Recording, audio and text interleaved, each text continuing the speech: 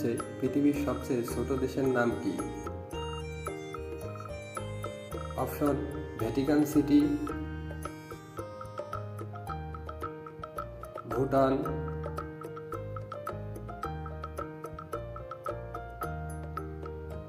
সান Marino,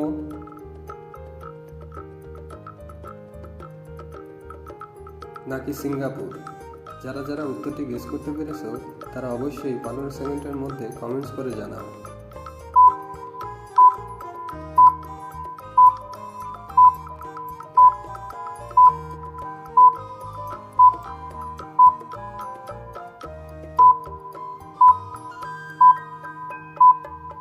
কি বন্ধুরা, উত্তরটি গেস করতে পেরেছো?